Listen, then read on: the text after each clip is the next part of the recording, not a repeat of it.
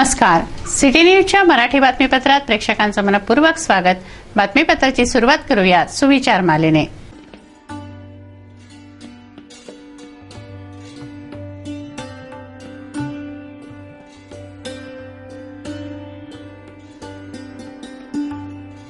आता बघूया बातमीपत्रातील ठळक बातम्या.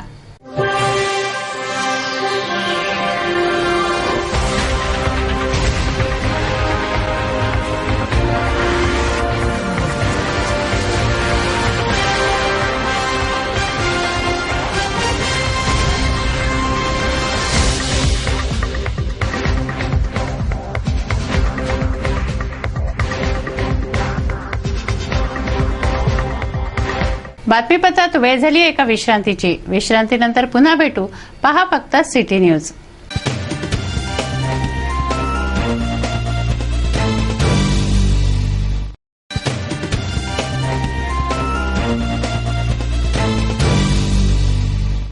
विसाव्या अंती पुन्हा आपलं स्वागत आहे. चला बघूया बातम्या विस्तारित स्वरूपात. सोमवारी महापालिकेची सर्वसाधारण सभा संपन्न झाली. या आमसभेत रमाई आवास योजनेवर चांगली चर्चा झाली. विविध विषयांवर चर्चा होऊन महत्त्वाचे विषय मंजूर झाले. या दरम्यान प्लास्टिक मुक्त शहराचं प्रात्यक्षिक सुद्धा सगळ्यांनी बघितलं. नाल्याच्या सुरक्षा भिंतीच्या मुद्द्यावर मात्र संपूर्ण सभागृह गोंधळात विरून गेलं. यासह आयुक्तांच्या खर्च कपातीचा प्रस्तावही नगरसेवकांनी स्पष्ट धुडकावून लावला. सोमवारी अमरावती महानगरपालिकेची सर्वसाधारण आमसभा होती. ठरल्याप्रमाणे सभागृह भरले, परंतु आमसभेची कारवाई मात्र दुपारी 1 नंतरच सुरू होऊ शकली. सभागृहाचे कामकाज सुरू होताच सदनात रमाई आवास योजनेसंदर्भात प्रस्ताव सादर करण्यात आला. स्थायी समिती सभापती विलास इंगोले यांच्या या प्रस्तावावर जवळपास 2 तास खमंग चर्चा रंगली होती.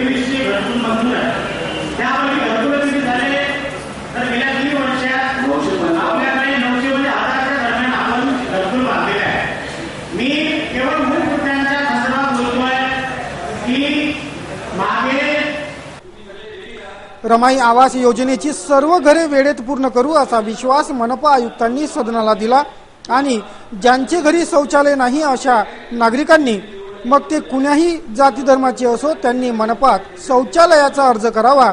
त्यांना 12,000 रुपये अनुदान मनपा देईल. या योजनेचा सर्वधर्मीय लाभार्थ्यांनी लाभ घ्यावा असं जाहीर आवाहन महापालिकेच्या वतीने करण्यात आलं. त्यानंतर उपस्थित झालेला मुद्दा होता अमरावती शहरातील नाल्यांवर सुरक्षा भिंती बांधण्याचा.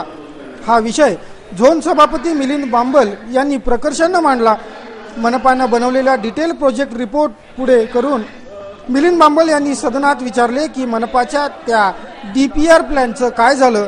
कुठं घोडं अडलं शहरातील नाल्यांवर बांधण्यात येणाऱ्या सुरक्षा भिंतींचं आणि त्या 14ही नाल्याच्या सुरक्षेच्या नियोजनाचं. विषय महत्वाचा असल्यानं आणि महापालिकेने सर्वच नाल्यांवर सुरक्षा भिंत बांधण्याचा DPR डिटेल प्रोजेक्ट रिपोर्ट सुद्धा तयार केला असल्यानं लवकरच सदर DPR नुसार काम सुरू होईल असं उत्तर मिळेल ही अपेक्षा होती. परंतु या अपेक्षेचा पार चुराडा झाला. सभापती पटलावरून आयुक्तांनी या प्रश्नाच्या उत्तराला सरळ शब्दात सांगितले की शहरातील नाल्यांच्या सुरक्षा भिंतीसाठी मनपाकडे पैसे नाहीत. हे काम सध्या तरी होऊ शकत नाही. पुढे स्मार्ट सिटी प्रोजेक्टमधून हे काम होते का ते बघूया. या उत्तरावरून नाराज झालेल्या नगरसेवकांनी गदारोळ यावेळी केला आणि एकता झालेला निर्णय का फिरवला जातोय, का शहराला पुराच्या दाढेत लोटता असे खडे जाबही विचारले गेले.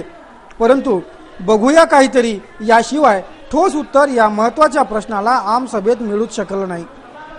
त्यामुळे शहरातील सर्वच प्रमुख 14 नाल्यांवर सुरक्षा भिंत बांधण्याचे काम सध्या तरी म्हणजे कंगाल मनपाची आर्थिक स्थिती सुधरेपर्यंत तरी होऊ शकत नाही यावर अधिकृत शिक्कामोर्तब झालंय. त्यानंतर सगळे पुढच्या विषयांकडे वळले. या दरम्यान शहराला प्लास्टिक मुक्त करण्याच्या उद्देशाने डॉक्टर सावजी यांनी सादरीकरण केलं व शहरातून प्लास्टिक कशी हद्दपार होईल हे सगळ्यांनी समजून घेतलं. तसंच शहरातून प्लास्टिकचं निर्मूलन करण्याची ग्वाहीही दिली. आता गरज प्रत्यक्ष कृतीची, नंतरच हे शहर प्लास्टिक मुक्त होईल हे निश्चित. यानंतर आयुक्ताच्या वतीने ठेवण्यात आलेल्या प्रस्तावांवर चर्चा रंगली. हा प्रस्ताव होता मनपाच्या खर्चात कपात करण्याचा. अमरावती महापालिके व्यतिरिक्त इतर पुणे महापालिकेत गटनेत्यांना वाहन व इतर सुविधा दिल्या जात नाहीत. त्यामुळे या खर्चिक सुविधा अमरावती मनपानेही बंद करून टाकावा असा तो प्रस्ताव होता. परंतु सर्वपक्षीय नेत्यांनी हा प्रस्ताव साफ धुळकावून लावला आणि या सुविधांचे समर्थनही केलं. त्यामुळे गटनेत्यांच्या वाहनांवर ब्रेक लावण्याचा आयुक्तांचा हा प्रस्ताव शुद्ध गुंडाळला गेला. अमरावती शहराच्या फ्रेजरपुरा वडळपुरा मार्गावर असलेला खंडेलवाल यांचा डांबर कारखाना जनतेच्या तक्रारीवरून येथून हलवण्याचा निर्णय सोमवारी मनपाने एकमुखाने घेतला. मनपाने सदर डांबर प्लांटसाठी जी NOC दिली होती ती NOC ही सोमवारी आमसभेत सर्वानुमते रद्द करण्यात आली. हा डांबर प्लांट येथून हटवल्या जाणे आता निश्चित झालाय. एकंदरीत घरकुल, शहरातील सर्वच प्रमुख 14 नाल्यांची सुरक्षा भिंत, वैयक्तिक शौचालय इत्यादी मुद्द्यांवर मनपाची आमसभा सोमवारी चांगलीच गाजली. तसेच काही सुखद दृश्यही सोमवारी सभागृहात दिसली. एकीकडे सर्व मुस्लिम नगरसेवकांनी सगळ्यांना रमजान ईद निमित्त शीरखुर्मा भरवला, तर एका कार्टून वेळा नगरसेवकाने चक्क मनपायुक्त चंद्रकांत गुडेवार यांचेच कार्टून बनवले होते. सदन सभागृह समीक्षा रिपोर्ट, सिटी न्यूज.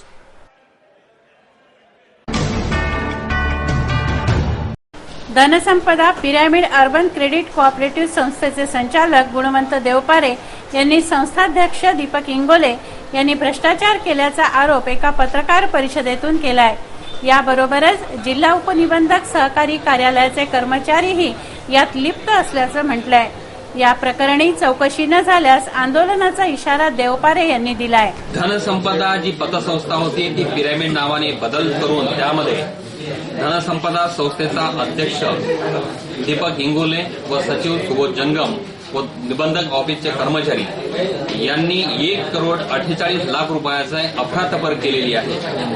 आणि त्या अफरातफरीबाबत पोलीस स्टेशनला तक्रार केल्यानंतर सुद्धा पोलीस स्टेशननी त्या गुन्ह्याची दखल न घेणे आणि ती दखल न घेतल्यामुळे आज जर साधारण जनतेला जर पोलीस डिपार्टमेंट न्याय देत नसेल तर जनतेने जायचं कुठे, यामुळे मला आज पत्रकार परिषद घेण्याची गरज. माझी फसवणूक 2010ला दीपक इंगोले हे माझ्याकडे आलेत आणि त्यांनी मला ताळेबंद 2010चा 3,85,000 रुपयाचा दाखवला. त्यावेळेस संस्थेचं रजिस्ट्रेशन ओपन संस्थे रजिस्ट्रेशन बंद होतं, म्हणून ते टेकओव्हर करण्याचा मी सामाजिक हिताकरता आणि युवकांच्या आणि युवतींच्या डेव्हलपमेंट करता चालू करण्याचा माझा प्रामाणिक प्रयत्न होता. जवळपास फर्निचर आणि इतर डेव्हलपमेंट करता शेगाव नाका या ठिकाणी मी बराचसा लाखो रुपयाचा खर्च केला आणि आज 500 लोकांना किमान मी रोजगार देऊ शकलो असतो. माझा पैसा तर गेलाच, पण 500 लोकांच्या हाताला मला काम देता आलं असतं. ही माझी फसवणूक आहे. यात नेमके कुठले कुठले अधिकारी दोषी आहेत? यामध्ये धनसंपदाचा तत्कालीन अध्यक्ष दीपक इंगोले, सुबोध जंगम आणि निबंधक ऑफिसचे कर्मचारी संगीता डोंगरे मॅडम, तिथले मोकळकर हे कर्मचारी त्यामध्ये दोषी आहेत आणि सध्याचे असलेले राठोड हे सुद्धा त्यामध्ये दोषी आहे असं मला वाटतं. यामध्ये सहकार डिपार्टमेंटनी सुद्धा कारवाई करायला पाहिजे. पोलीस स्टेशननी त्याची इन्क्वायरी करायला पाहिजे की ह्या 1,47,00,000 रुपयाचा अमाऊंट कुठून आला, यांनी चोरी करून आणला की हवाला करून आणला, या पैशाची त्यांनी चौकशी करायला पाहिजे आणि दोषीवर कारवाई करायला पाहिजे. संस्थाध्यक्ष दिलीप इंगोले यांनी देवपारेंचे हे आरोप बिनबुडाचे असून ते प्रशासनावरही दबाव आणत असल्याचं म्हटलं आहे. मी दीपक सहदेव इंगोले, धनसंपदा नागरी संस्थेचा तत्कालीन अध्यक्ष होतो. ती संस्था मी काही दिवस चालवल्यानंतर देवपारे मला भेटले. देवपारेंनी मला म्हटलं की बा ही संस्था तुमच्याच्यानं काही चालवणं होत नाही, ती संस्था तुम्ही मला द्या, मी चांगल्या प्रकारे ही संस्था डेव्हलप करतो, चांगल्या प्रकारे लोकांना रोजगार देतो आणि मला अध्यक्ष करून द्या तुम्ही. त्यानंतर मी अध्यक्ष केल्यानंतर ही संस्था मोठी करतो असा या देवपारेंचा या संस्था घेण्यामागे उद्देश होता. मी त्यांना कोणतीही विनंती केली नाही आणि आज रोजी ती संस्था अवसानात गेलेली आहे.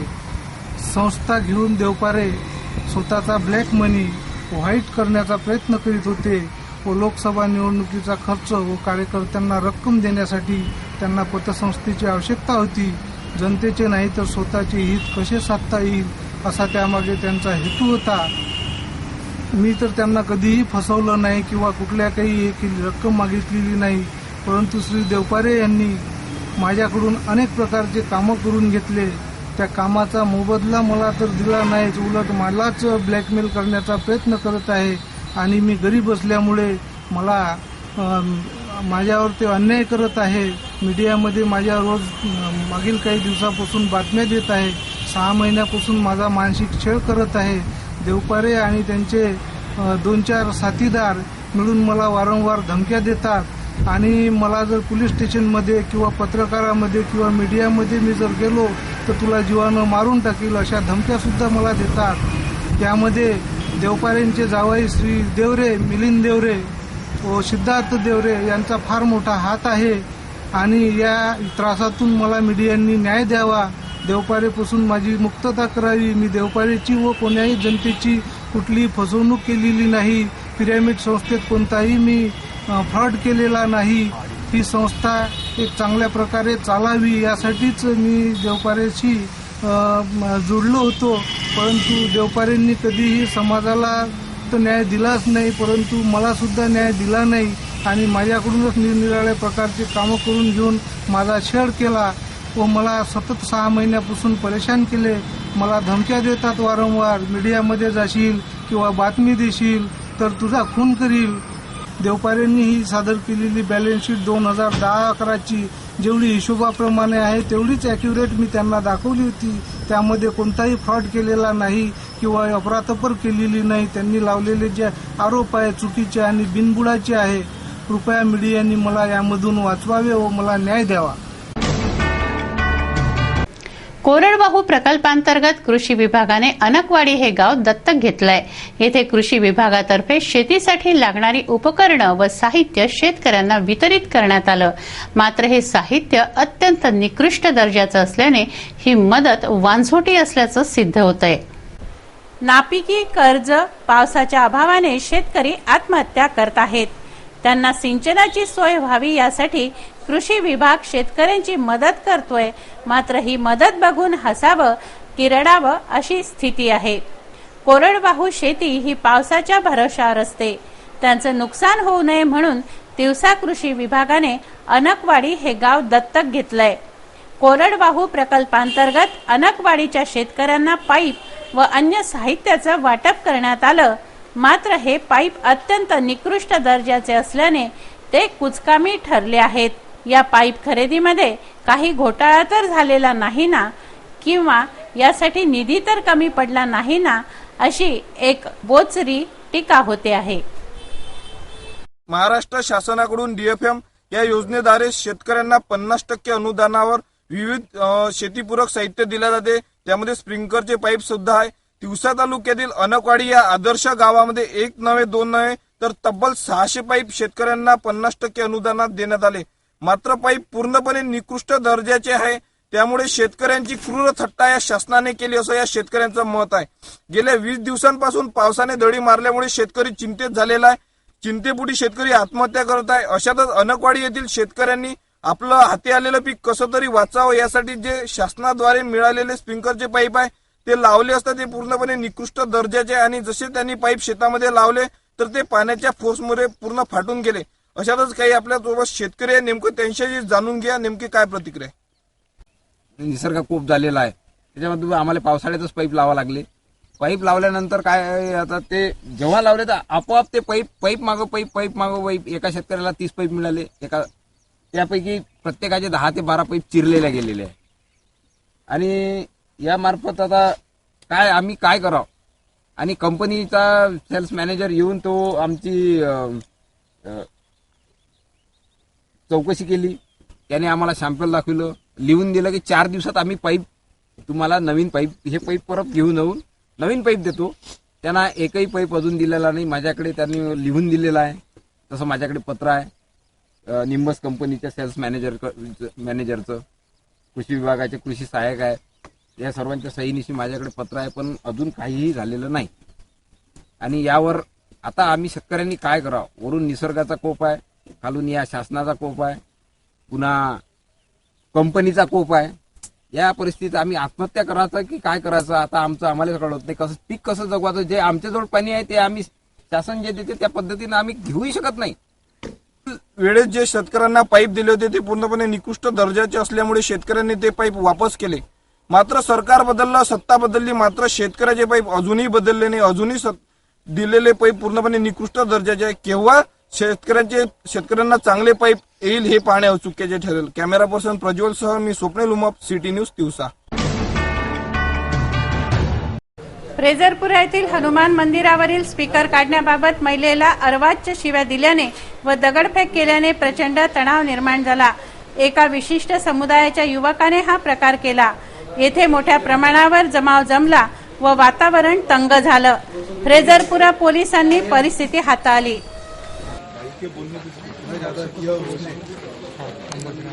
दोनों मंदिर के अंदर आए, फाटक को जोर जोर से ऐसे पत्थर वगैरह मार रहे थे. कितने जने थे?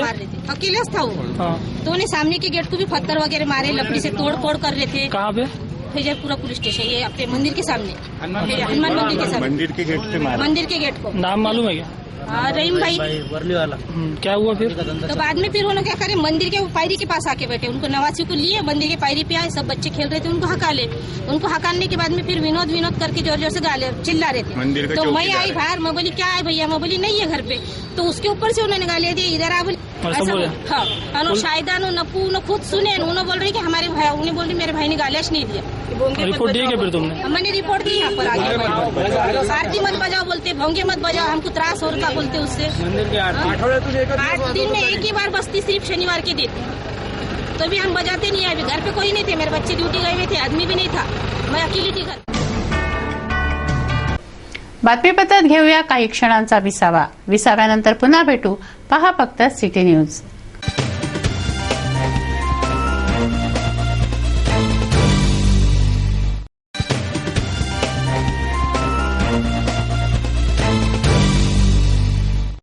विसाव्याअंती पुन्हा आपलं स्वागत आहे. वळूया उर्वरित घडामोडींकडे.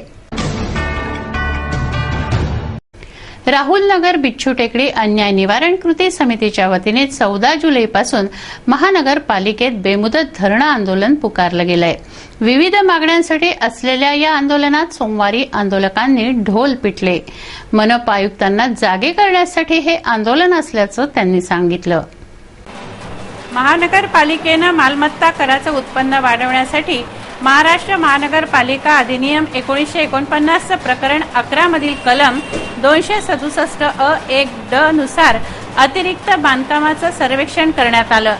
सर्वेक्षण झालेल्या मालमत्ता इमारतींना अवैध बांधकाम गृहीत धरून दुप्पट कर आकारणी करण्यात आली.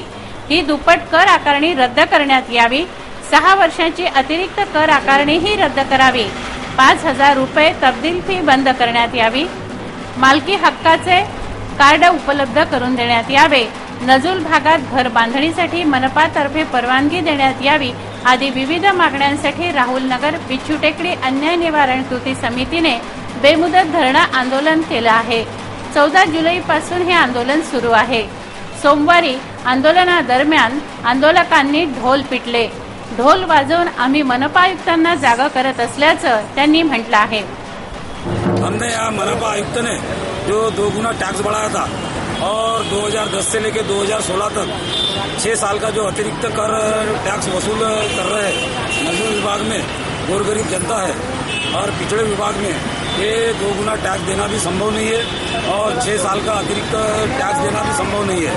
जहाँ की नजूल में घर बनाने की परमिशन महानगर पालिका से दी नहीं जाती, फिर भी इन्होंने जब सर्वे किया उसमें कहा गया है कि अगर 6 साल का टैक्स 2010 से लेकर 2016 तक एक मुश्त एक ही वक्त 6 साल का टैक्स लेने का नोटिस मनपा आयुक्त चंद्रकांत गुडेवार ने बजा है. इसके लिए हमने 1 जुलाई को इन्हें नोटिस दिया गया था कि हमारी ये मांगे है, ये मांग आप पूरी करो. लेकिन मनपा आयुक्त की तरफ से कोई भी प्रकार की दखल ली नहीं गई. फिर हमने पुलिस स्टेशन सिटी कोर्ट वाली को लेटर दिया था.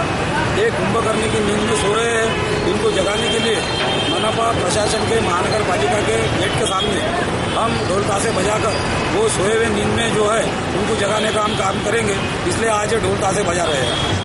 अमरावतीच्या बहुप्रतीक्षित राजापेठ रेल्वे क्रॉसिंगला आता सुगीचे दिवस आले आहे असं म्हटलं जात आहे. सोमवारी मनपाच्या आमसभेत महापौरांनी राजापेठ आरओबी नागपूरची चाफेकर कंपनी बांधणार अशी सुखद माहिती दिली. राजापेठ रेल्वे क्रॉसिंग सर्वांसाठीच डोकेदुखी आहे, परंतु या डोकेदुखीचा अंत आता दूर नाही. खासदार आमदारांकडून 1-2दा नव्हे तर चक्क 5 वेळा ज्या रेल्वे ओव्हरब्रिजचं भूमिपूजन झालं त्या राजापेठ रेल्वे क्रॉसिंगच्या बांधकामाची जबाबदारी मनपाने नागपूरच्या चाफेकर कंपनीवर टाकली आहे. ही चाफेकर कंपनी 41 कोटी 6 लाख रुपये खर्चून या आरओबीची उभारणी करेल. आरओबी साठी 5 कंपन्यांनी टेंडर टाकले होते, त्यापैकी चाफेकर कंपनीची निविदा मान्य करण्यात आली आहे. लवकरच आरओबीच्या पायाभरणीचं काम सुरू होणार आहे. चांदूर बाजार तालुक्यातील संत्र्याच्या झाडावर पडलेल्या अज्ञात रोगाने संत्रा उत्पादक चिंतेत पडले आहेत. संत्र्याला चांगला बहर आहे. सध्या चांगला बहर असताना संत्र्यावरील रोग शेतकऱ्यांच्या तोंडचा घास हिरावून घेतोय. 6 शेतकऱ्यांच्या शेतात हा प्रकार दिसून आलाय. चांदूर बाजार तालुक्यातील सुरळी शिवारातील संत्रा उत्पादकांवर संकट ओढवलंय. बहराला आलेल्या संत्र्याच्या झाडावर पडलेल्या रोगाने झाडं सुकत आहेत. 7 दिवसात झाडं सुकत असून फळं पानं पिवळी पडत आहेत. फळं वाळून कोळ होत आहेत. एकेका झाडाला 3 ते 4 हजार संत्री लागली आहेत. संत्र्याचा बहर पाहून सुखावलेले संत्रा उत्पादक झाडावरील या रोगाने चिंताग्रस्त झाले आहेत. सुरळी शिवारातील 6 शेतकऱ्यांचं संत्रा पीक धोक्यात आलं आहे. या रोगाने शेतकऱ्यांचं अतोनात नुकसान होतंय, लाखोंची हानी होते. पहिल्यांदा एक झाड चालू झालं सोकताना, त्याला औषध पाणी खत हे सगळं टाकलं आणि त्याच्यानंतर एक झाड, दुसरं झाड झालं, तिसरं झाड झालं, चौथं झाड झालं, 5वं झाड झालं. शंका यायला लागली. पूर्ण मोरचूत चुना ही जे कास्तकार सांगत आहे ते आम्ही टाकून पाहिलं, पण त्याच्यानंतरही लाईनीच्या लाईनी अशा सोबत चालल्या आणि पूर्ण 250 झाडात मधामधात गॅपा पडून अशी झाडं पूर्ण झाडं वाढत चालले आहे. आणि याच्यानंतर आता तर एका लाईननं 14 झाडाच्या लाईनीत 7 झाडं पूर्ण सोबत चाललेले आहे. आणि याकरता म्हणजे 250 झाडा 250 झाडापैकी एका झाडावर 1000 ते 1500 संत्र आहे आणि 50 झाडाचे जर 75,000 संत्र गेले तर किमान 1000 किंवा 1500 रुपये भाव असला, 2000 भाव असला तरी माझं 1.5 लाखाचं नुकसान आज या 250 झाडात झालेलं आहे. तर आता याच्यानंतरही किती झाडं होईल तर पूर्ण हे 250 झाडं बसेल याची शंका मला आहे. हाच प्रकार आमच्या शेतामध्ये सुद्धा आहे आणि याच्या आधी असे कोणत्याच झाडं ठोकलेले असे आम्हाला याच्या आधी दिसलेले नाही. बरेच दिवसापासून आम्ही शेती करत आहोत. याच्यावर कृषी अधिकाऱ्यांनी सांगितल्याप्रमाणे आम्ही सगळे इलाज केलेले आहे. तरी सुद्धा हे प्रमाण झाड वाढण्याचं आमच्या शेतामध्ये चालूच आहे. अशा प्रकारे जर हे चालू राहिलं तर आमचे पूर्ण बागा भसण्याच्या स्थितीत आज अशी परिस्थिती निर्माण झाली आहे. तरी याच्यावर गव्हर्नमेंटनी किंवा सरकारने लक्ष केंद्रित करून कृषी अधिकाऱ्याला इथे पाठवून आमची नुकसान भरपाई घेण्याची आम्हाला हे करावी किंवा त्यांना काय इलाज करायचा त्या झाडावर याची सूचना आम्हाला द्याव्या असं आमचे म्हणणे आहे. त्यामध्ये सुद्धा 1000 झाडे आहे, परंतु त्यामध्ये सुद्धा काही झाडे त्यांनी सांगितल्याप्रमाणे राम देशमुख यांनी आणि बमराव किडुकले यांनी ते असेच झाडे सोकत आहे आणि त्याचं प्रमाण दिवसेंदिवस वाढत चाललेलं आहे. आज एक झाड दिसलं, उद्या 2 झाड दिसत आहे आणि असं प्रमाण दिवसेंदिवस वाढत चाललेलं आहे. तर त्यामुळे आम्ही त्याच्यावर जे आम्हाला जे करायला लागते सरावच केला आहे. खते टाकले, औषध टाकले, फंगिसाईड टाकले, पण त्यात काही सुधारणा नाही. पुन्हा पुन्हा जास्त वाढत आहे. त्यामुळे काही ना काही जे कृषी अधिकारी आहेत त्यांनी काहीतरी मार्गदर्शन करून आम्हाला त्या झाडे सुधारणा करण्यासाठी माहिती देण्यात यावी. आज बीटी घ्यायला सर्व मोळ आली आहे. पेरलं होतं 6.5 एकर शेत आहे. एकदा पेरून दुबार पेरणी करायची वेळ आली आहे. वखर चालूच आहे. ते मोडलं बीटीचं मतलब मोटार पंप आहे माझ्याजवळ, सर्व सुविधा आहे, पण ते काय होत राहिलं त्या बीटीचं करंट भेटून राहिला, लाईन बंद असते किंवा ते आज बीपी खराब आहे तर असंच आमचा प्रॉब्लेम येऊन राहिला. ते सर्व कृषी अधिकारी जेव्हापासून त्या दुसऱ्या याची नेमणूक झाली तेव्हापासून तो कृषी अधिकारीच गायब आहे. आता तो सल्लाही देऊन राहिला काय करावं आता आम्ही विचारतो पराठी येत नाही म्हणते, सोयाबीन येणार नाही, आता काय करावं, कोणत्या हे आहे स्कीमा हे याची सुद्धा कास्तकाराला हे नाही. आता आमच्या एवढी तकलीफ आहे तर आम्हाला काय करायला समजत नाही. प्रॉब्लेम आहे म्हणजे आज अशी परिस्थिती आत्महत्या करावं असं वाटून राहिलं. असं मोटार पंप असून काही डीपी किंवा चालू नसते किंवा लाईन चालू आहे. आता फॉल्ट चान्स झालेला आहे. त्याला काहीच करून राहिलं. 15 दिवसापासून हे बंद आहे. सोमवारी पार पडलेल्या मनपाच्या आमसभेत विविध विषयांवर चर्चा झाली. तशीच थट्टा मस्करीचाही क्लास सोमवारी सभागृहात बघायला मिळाला. इतकंच काय तर रमजान ईदेनिमित्त सगळ्यांना शीरखुर्म्याचं वितरणही झालं. सोमवारी पार पडलेली मनपाची आमसभा विविध विषयांवर गाजली. तशीच काही सुखद दृश्यही सदन सभागृहात बघायला मिळाली. हास्याची कारंजी उडाली. एका कार्टून वेड्या नगरसेवकाने आयुक्तांचं कार्टून बनवलं. ते कार्टून बघून मनपा आयुक्त गुडेवार यांनाही हसू आलं. यासह दुसरी सुखद घटना ती म्हणजे रमजान ईदेनिमित्त सभागृहात झालेलं शीरखुर्म्याचं वितरण. रमजान ईदच्या शुभेच्छा देत मुस्लिम नगरसेवकांनी सगळ्यांसाठी शीरखुर्म्याची व्यवस्था सोमवारी केली होती. अमरावती शहराचा 900 वर्षांचा इतिहास लिहिणारे समाजसेवक व नगरसेवक राहिलेले भीमरावजी कारंजकर यांचा 20 जुलैला 25वा स्मृतिदिन. निळकंठ विद्या मंदिरात त्यांच्या स्मृतिदिनानिमित्त कार्यक्रम घेण्यात आले. अमरावतीला ऐतिहासिक पार्श्वभूमी लाभलेली आहे. अमरावतीचा उज्ज्वल इतिहास आजच्या पिढीला माहिती व्हावा या उद्देशाने भीमरावजी कारंजकर यांनी अमरावतीचा 900 वर्षांचा इतिहास शब्दबद्ध केला.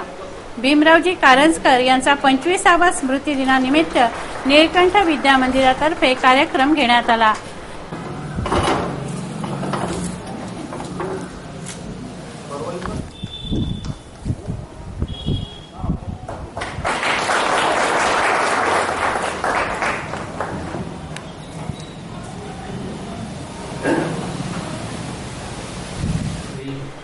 यावेळी सामाजिक कार्यकर्ते व गुणवंत विद्यार्थ्यांचा सत्कार करण्यात आला.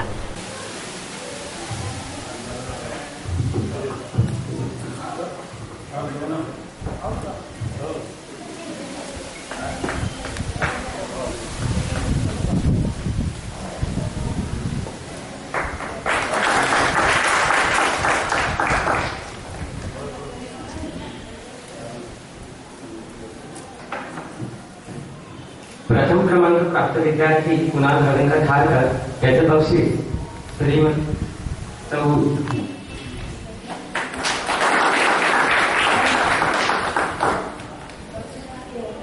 स्थायी समिती सभापती विलास इंगोले, डॉक्टर गोविंद कासट, वसंतराव साऊरकर यांच्यासह मान्यवर कार्यक्रमाला उपस्थित होते.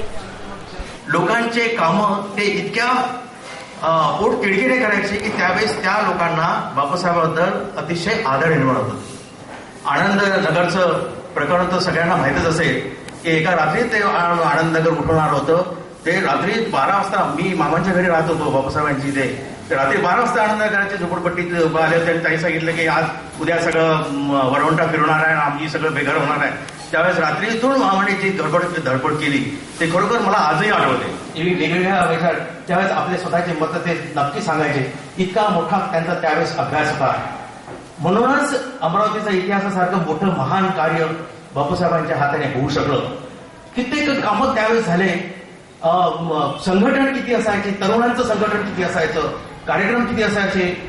66-67 सालचं जे इलेक्शन होतं बहुतेक सगळ्यांना माहित असेल. बापूरावजी टाले त्यावेळेस पूर्णपणे इलेक्शनचा संबंध पैसा बापूरावजी टाले सांभाळायचे, अर्थमंत्री होते तेव्हा. आणि एवढं मोठं तेव्हा मला वाटतं जानेवारी. बातमीपत्रात बघूया आज आपल्या व्यंगचित्रकारांनी त्यांच्या व्यंगात्मक कुंचल्यातून कुठल्या स्थितीवर लक्ष वेधलंय.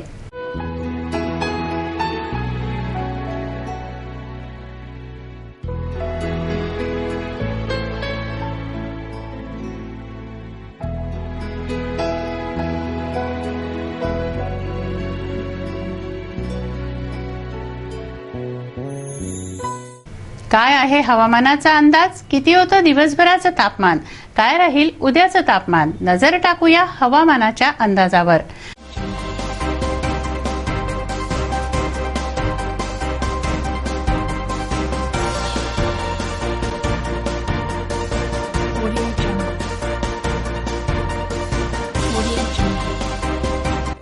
सोमवार कमाल तापमान 28 डिग्री सेल्सिअस तर किमान तापमान 23 डिग्री सेल्सिअस. मंगळवार कमाल तापमान 31 डिग्री सेल्सिअस तर किमान तापमान 23 डिग्री सेल्सिअस राहील असा अंदाज वेधशाळेनं वर्तवलाय. हे बातमीपत्र एवढ्यावरच थांबवूया. पुन्हा एकदा आजच्या ठळक बातम्या.